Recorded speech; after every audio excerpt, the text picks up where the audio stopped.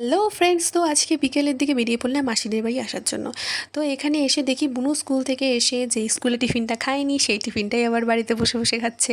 মাসি অনেকবার করে বলল যে ভাত খা ভাত খা, কারণ তোর নাচের প্রোগ্রাম আছে।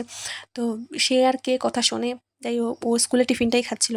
তারপরে এখানে আমি ওকে রেডি করার জন্য বসিয়ে দিলাম, আর এখানে পেছন থেকে ছুটকিটা এই করছে ওই করছে। তো যাই হোক অনেকটাই দেরি হয়ে গেছিলো, প্রোগ্রামটা ছিল 3:30 নাগাদ, কিন্তু আমরা রেডি হতে হতে বেরিয়ে পড়েছিলাম 4টা নাগাদ।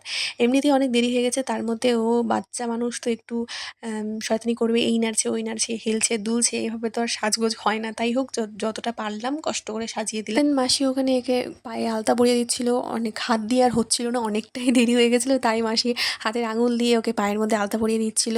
আর ও তো ছটফট ছটফট করছিল, বলছিল দেরি হয়ে গেছে দেরি হয়ে গেছে। তো ওকে মাসি বলেছিল যে স্কুল যেতে হবে না, কারণ নাচের প্রোগ্রাম আছে, তাড়াতাড়ি যেতে হবে। কোথায় যাবি? নাচের ওখানে কি নাচ করবি?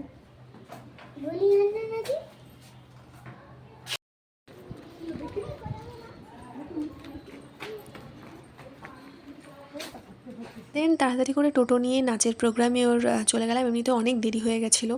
তারপর ওখানে গিয়ে দেখি যা বাবা, প্রোগ্রামই স্টার্ট হয়নি। ভেবেছিলাম যে অর্ধেক প্রোগ্রাম মনে হয় শেষের দিকে, কিন্তু গিয়ে দেখি প্রোগ্রামই শেষ হয়নি।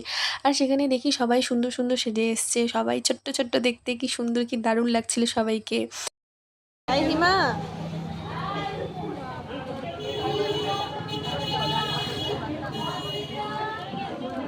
কি খাও? যাবে যাবে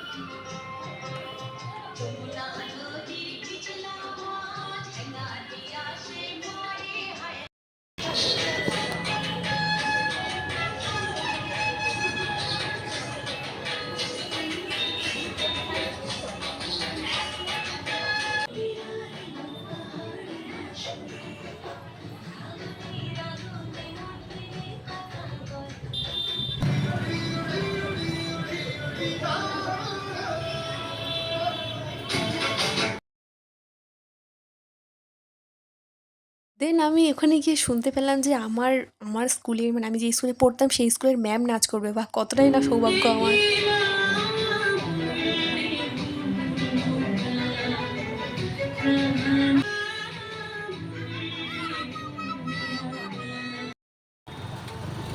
কি হয়েছে?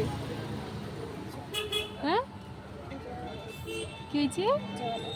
জ্বর আসছে? নাচ করতে করতে জ্বর চলে এসছে।